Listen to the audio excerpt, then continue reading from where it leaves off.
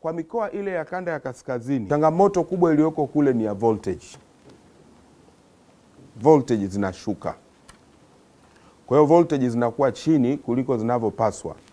Ndio maana tunasikia mahali fulani watu wasema taa inawaka kama nini? Kama kibatari. Ni kwamba umeme upo lakini voltage iko ndogo. Na ndio tatizo kubwa sana ambalo tunalipata kwenye mikoa ile ya kanda ya kaskazini.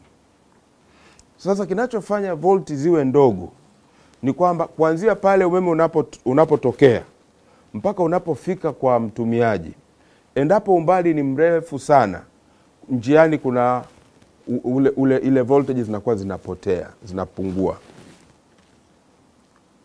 Mpaka zinapofika zinakuwa zimepungua kwa kiasi fulani.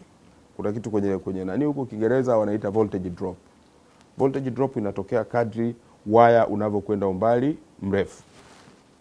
Sasa kwa Tanzania umeme wetu mwingi sana unazalishwa upande wa kusini.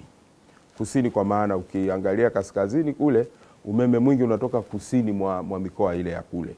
Umeme mwingi unatoka Dar es Salaam, unatoka mkoa wa Pwani kwa maana ya Rufiji, unatoka mkoa wa Morogoro, unatoka mkoa wa Iringa. Huko ndio umeme mwingi wa nchi unakotoka. Na hivyo kama mteja yuko Manyara kwa mfano, inabidi umeme huo usafiri kutoka mikoa hii ninayoisema uende mpaka Manyara, na ukiangalia inaenda mpaka kilomita 700 kwa baadhi ya maeneo. Kwa hiyo umeme unapofika pale voltage drop inakuwa imetokea njiani. Sasa kunapokuwa na voltage zimeshuka, kunakuwa na changamoto nyingine inayozaliwa.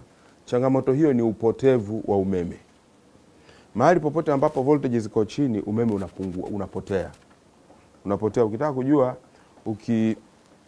ukituma megawati 100 kutokea hapo ulipo utuma, kama ni Dar es Salaam au ni wapi, tuseme ni kutokea pale Chalinze, ukaachia megawati 100 zielekee Arusha au zielekee Manyara au Kilimanjaro, zitakazoenda kufika kule zitakuwa ni pungufu ya 100, zitapotea njiani.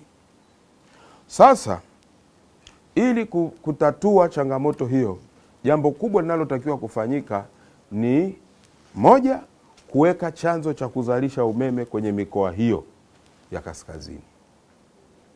Kwa hiyo kuweka mtambo fulani wa kuzalisha umeme kule. Hilo ni jawabu la kwanza. Jawabu la pili ni kuingiza umeme kwenye mikoa hiyo kutokea mahali pengine, kutokea kwenye mfumo mwingine.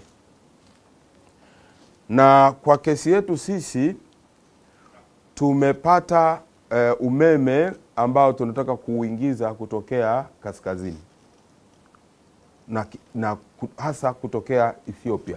Makubaliano yetu tumefanya na nchi ya Ethiopia. Kwa hiyo umeme utakuja kutoka Ethiopia, utaingilia Namanga. Na tunaona kwamba tukiingiza ule umeme pale mambo mawili yatatokea. Kitu cha kwanza, ile voltage ambayo imeshuka sana. Unajua neno voltage Kiswahili chake kidogo kigumu, wanaita msongo, lakini msongo kwa wengine ni gumu zaidi.